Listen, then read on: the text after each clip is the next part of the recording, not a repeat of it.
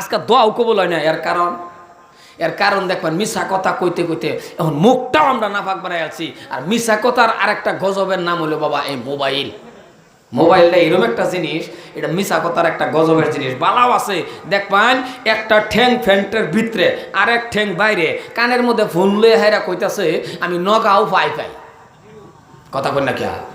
তাহলে নগাঁও কই আর তার ঠ্যাং কই? এটা এরম একটা গজবের জিনিস।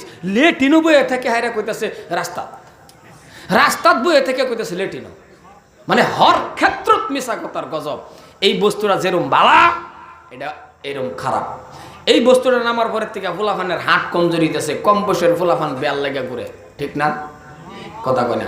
এই যে আইতে বেলায় দেখেছি কয়েকটা শুরু সেরান বয়ে বয়ে ভাবছি না কি খেলতেছে। আরে গাড়ি উড়াই দিতেছে, খবরই নাই। হরেন দিলে শুনে না, হে নুকুতাইতেছে।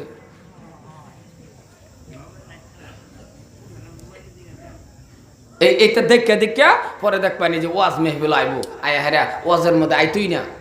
খালি যদি দেখ কেন কুতুরি যুবক আছে, খালি দেখ কেন এক দুইটা সেইরেন রাস্তাত এতিমের মতন ভাসে ভাসে ঘুরে।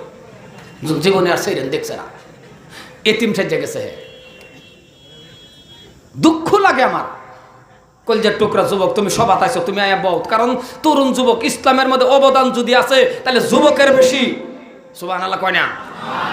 ইসলামের মধ্যে অবদান যদি আছে বেশি কার? যুবকের। মুরব্বী আবার খারাপ পাই না যে আনে যুবক ওই মুরব্বী হইছুন নাকি? ইসলামের মধ্যে যুবকের অবদান বেশি। আর যে সমাজটা যুবক ভালো হয়ে গেছে, যে সমাজটা যুবক আল্লাহ হয়ে গেছে, নামাজ হয়ে গেছে, আমার আল্লাহকে ওই সমাজের মধ্যে আমি আল্লাহ রহমত ডালিয়া দি। ও কলজার টুকরা যুবক, আজকে একটা যুবক যদি বডি হয়ে গেছে, একটা যুবকের বডিওয়ালা যুবক, একটা যুবক উষা, একটা যুবক মুড়া, এরম একটা যুবক যদি নামাজি হয়ে যায়, 10টা যুবক লগে নামাজি হয়ে যাব। বেশি কইলতাছি কথাটা। একটা যুবক যদি সমাজের মধ্যে এরকম একটা যুবক আছে উষা লাম্বা মুড়া কালা ধরুন, মানে তার বডির দিকে চাইলে, এই যুবক যদি কোনোদিন আল্লাহর সিজদা দেয়, এর লগে আর 10টা যুবক নামাজি হয়ে যাব। আর আমরার মধ্যে দেখবেন যদি হ্যাঁ একটু বডিও কেরালা গেছে, একটু বডি হয়ে গেছে, নমাজের নামে খবর নাই। হ্যাঁ গঞ্জি ফিনতে না, মানুষের জায়গায় গঞ্জি ফিনতেস না কে? বডি দেখা রাস্তাটা ঘুরে, হ্যাঁ বডি মাফে কে? বডি হে এটা করে, বডিটা কি তার মাফে? উসালাম্বা যুবক যদি আল্লাহরে সিজদা দেয়, মুরব্বি ভালো করে শুনেন, এই যুবকের কথাটা এই জন্যই বলতেছি রে বাবা, হযরতে উমর ফারুক রাদিয়াল্লাহু তাআলা একটা যুবক ছিল। ও যুবক শুনে রাখো, হযরতে উমর এমন যুবক, হযরতে উমর আল্লাহরে যখন রাজি আর খুশি করে নিল, হযরতে উমর ফারুক রাদিয়াল্লাহু তাআলা যখন রাস্তা দিয়ে চলতেন যাইতেন, 10-12 দিন আগেও আমি জিয়ারত করে আসছি নবীর, বিশ্ব নবী মুহাম্মদ রাসূলুল্লাহ সাল্লাল্লাহু আলাইহি ওয়াসাল্লাম। এরপরে যে জিয়ারতটা ভাই, যে সালামটা দেওয়া হয়, সেটা হলো হযরতে আবু বকর সিদ্দিক রাদিয়াল্লাহু তাআলা। এরপরে যাকে সালাম দেওয়া হয় তিনি হলো হযরতে ওমর ফারুক রাদিয়াল্লাহু তাআলা। তো 10-12 দিন আগে সালাম দিয়ে আইলাম, আল্লাহ দেওয়া আইলো। এই উমরি বাবা রাস্তা দিয়া যায়, রাস্তা দিয়া যদি তিনি চলতেন ফিরতেন, কিতাবের মধ্যে পাওয়া যায় 40 দিন পর্যন্ত ওই রাস্তা দিয়া শয়তান আসা যাওয়া একেবারে বন্ধ হয়ে গেছে। তিনি তো যুবক আছেন না। এই উমরি নামাজি খাড়া হয়েছে। ভূমিকম্প কেন হইল? নামাজের পরে জমিন রে বাবা তিনি জিজ্ঞাসা করা শুরু করে দিল। জমিন রে এমন ভাবে পাও দিয়ে আঘাত করে জমিন রে প্রশ্ন করে, এরে জমিন, আমি উমর নামাজে দাঁড়াইছি, আমার ডিস্টার্ব হয়। এই জমিন তুমি শুনে রাখ, তোর মধ্যে আছে নবী মুহাম্মদুর রাসূলুল্লাহ, কেন লড়লি? জমিন রে জিগা লড়লি কে? আমি উমরের নামাজের ডিস্টার্ব হয়, এই যে থামলো রে বাবা, কিয়ামতের আগ পর্যন্ত ওই মদিনার জমিনের মধ্যে আর কোনোদিন ভূমিকম্প হবে না।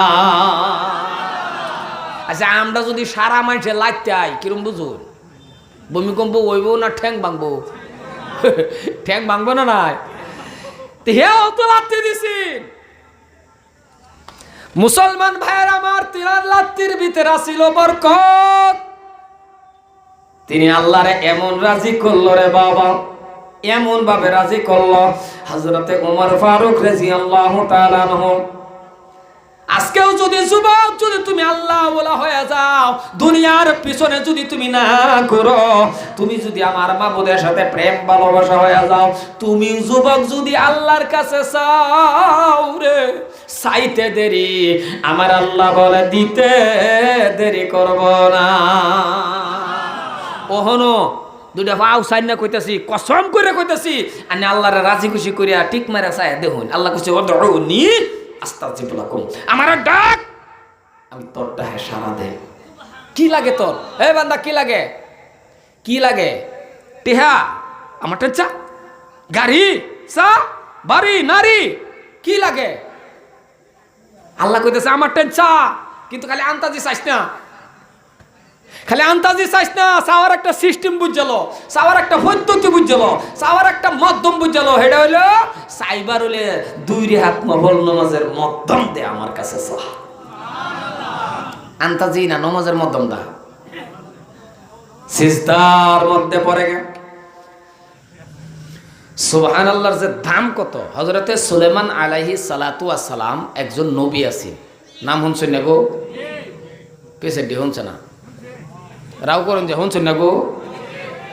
1,24,000 কম বেশি নবীর ভিতরে তিনিও একজন নবী। আর এমন একজন নবী আছেন হযরতে সুলাইমান আলাইহিস সালাতু ওয়াস সালাম পিফরায় যে কি কইছে রাও এটাও শুনছে। বাতাস যে সুলাইমান নবীর, মানে আল্লাহ এমন পাওয়ার দিছেন সুলাইমান নবীরে, পিফরার মোটামুটি হেলার কথা মানন লাগছে, বাতাসটাও জিগায়া জান লাগছে, এমন পাওয়ার সুলাইমান আলাইহিস সালাতু ওয়াস সালাম।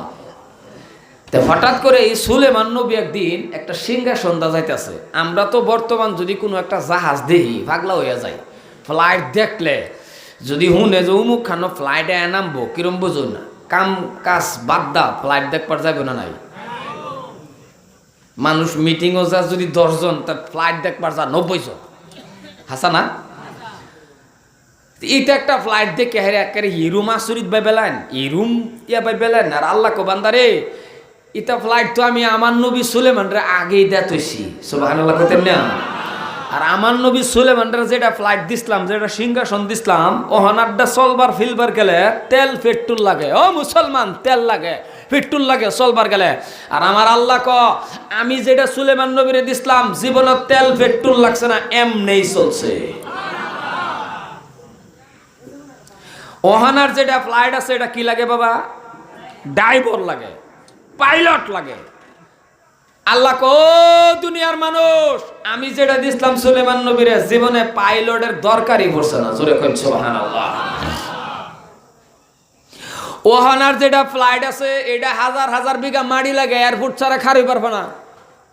আর আমি যেটা দিছিলাম সুলাইমান নবীরে, এয়ারপোর্টের দরকারই নাই, মানুষের ক্ষেতের বাতরও খাড়ি পড়ছে, আইলেও খাড়ি পড়ছে। আর আস্তে কোভিডটা নি শুনবো সুবহানাল্লাহ বলে কই কি বাদ দেহ। হ্যাঁ মোহের কি বাদ এই রুম মানে বসে যোন ঋণ, সুবহানাল্লাহ কোন দেন চিমুকলে করে কি? সুবহানাল্লাহ কবেন, সুবহানাল্লাহ লাগে এই ওয়াজটা করবে। সম্মানে ভাইয়ের আমার, তো ওহানার ফ্লাইটও আবার দেখবেন এই সিটের লিমিটেশন আছে, 200, 250, 300, 400 এরকম যাত্রী আছে। আরে আমি যে সময় হজ করছিলাম 2009 সালে, সে সময় ফ্লাইটের ভিতরে প্রায় 250 না 300, 400 যাত্রী দেখা। যাত্রীর ভিতরে ব্যক্তির মধ্যে সুডোর মধ্যে আমি আসলাম। আমি যে সুডো লিখে সুবহানাল্লাহ কইল না, তা নাউজুবিল্লাহ কোন জোরে কোন সুবহানাল্লাহ। তার মানে হজ করবার যাইতে সময় ফ্লাইটের ভিতরে যা আছেন সব মানে বুড়া দোরা, মানে সব মানে না কম বয়সের মধ্যে আমি আসলাম। আর সেই দিনই আমি আল্লাহর কাছে হজ করার বেলায় কাঁদছিলাম, আল্লাহ গো তুমি যদি আবার নিতা। ও গো আল্লাহ, আল্লাহর কাছে চাইলে আল্লাহ দেয়। ও মুসলমান, চাইয়া দে হন না, এই যে চাইতাছি আল্লাহ দেয়। একবার দুইবার না নেবার দোয়া আল্লাহ পাক রব্বুল আলামিন আমারে 6 বার করে কাবা ঘর তওয়াফ করাইছে। ছায়া দিয়ে শুনছেন আল্লাহ দেয় না? এই তো মাত্র 1 সপ্তাহ 10 দিন 12 দিন হয়েছে আল্লাহর কাবা ঘরটা তপ করেছি, 8টা কাবা ঘর লাগাইছি, মুখটা জবানটা কাবা ঘর লাগাইছি। এলাকায় আজকার মেহফিল পয়সা দেন না দেন এটা আইনের কথা, কি দিবেন না দিবেন এটা না, 1 ঘন্টা পরে আইনে করে লই আমি একটু দোয়া করাম। আর আমার এই 8টা 10-12টা দিন হয়েছে কাবা ঘর সান্যাইছি, আমার লগে সবাই একটু মোসাফা করে যাবেন, যাইতেন না? যাইবেন তো ইনশাল্লাহ? আল্লাহ যাতে আইনে ঘরেও আল্লাহর কাবা ঘরটা সানবার তৌফিক দান করে।